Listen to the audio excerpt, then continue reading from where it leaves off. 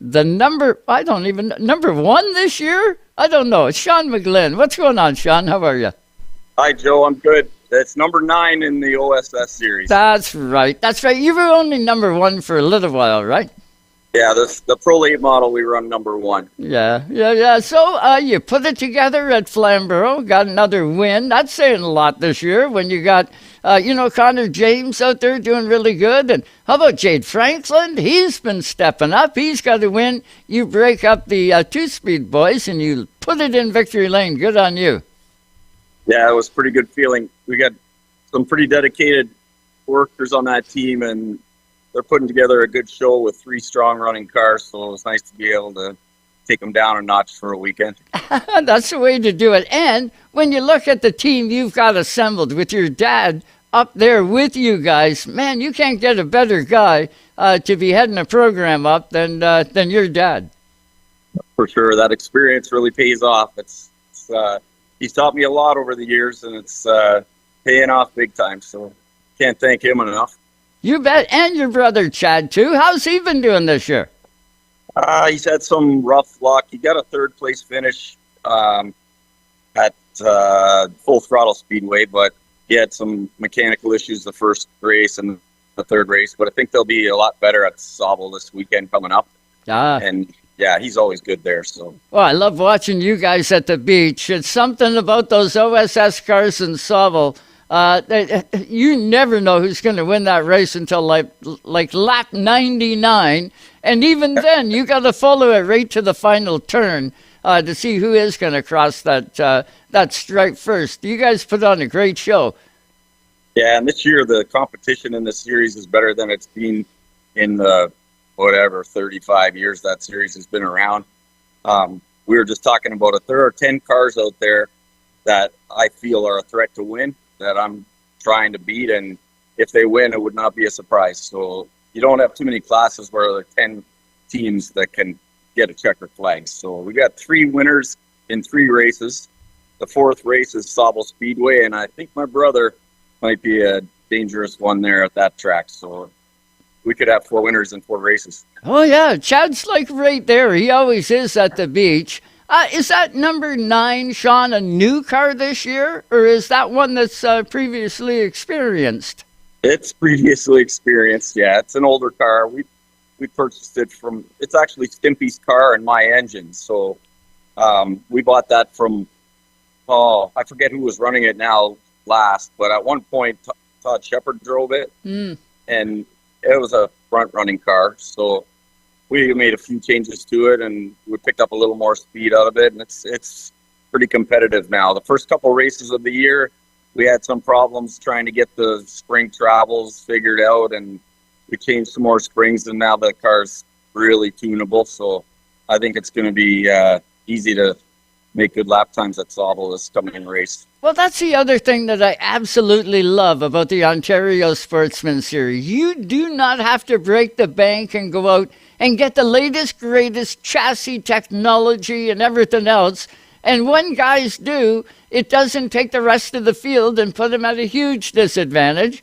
You guys can get it done on it's not cheap by any stretch of the imagination, but it may be a little more affordable than what we see in a Pro Late model. What do you think of that? What I like about it is that I have the Pro Late model, and if I touch a guy with a front tire or I touch the wall coming out of the corner, I'm probably into $1,000 damage and the wheels are still turning.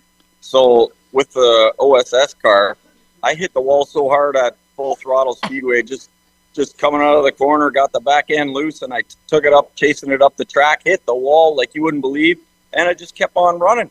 Like it didn't slow down. So they're built a little tougher, they're a little heavier. That front suspension from the old Camaro style front ends, they take a beating. So, I mean, we're running 2 clip cars, but they're not as lightweight and thin as those Pro Lates are. So it's affordable because you can have a little wheel-to-wheel contact without costing you $1,000. Yeah. And that's paramount these days, right? When gas is through the roof, just getting to the racetrack has got to be a challenge for not only the race teams, but the race fans, the whole entity. The world is kind of a screwed up place to be right now. It's going to get better. We all got to believe that. But Shawn, with the success and having the win at Flamboro, are you going to chase another championship?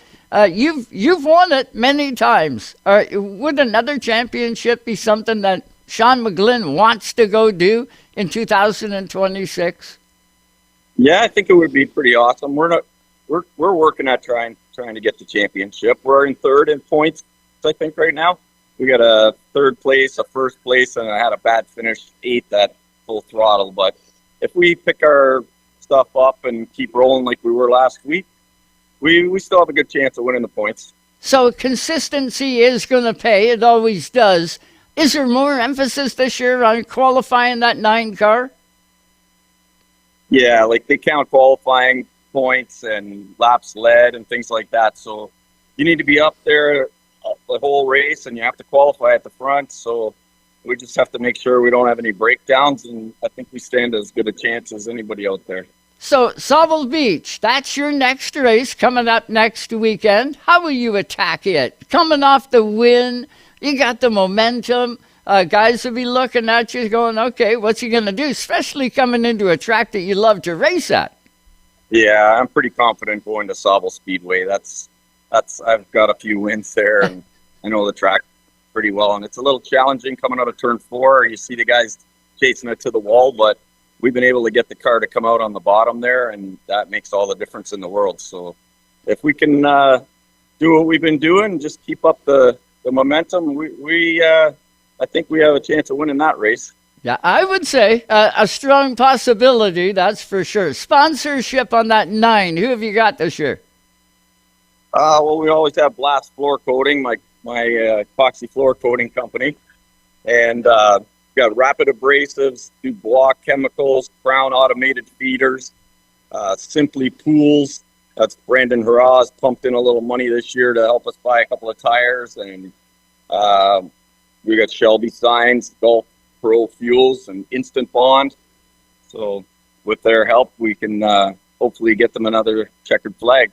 But I had so much fun out there last night watching Stoddy and, all of them. And we're going to hear from young Mason here in just a minute with the junior late model win. But I had so much fun out there last night.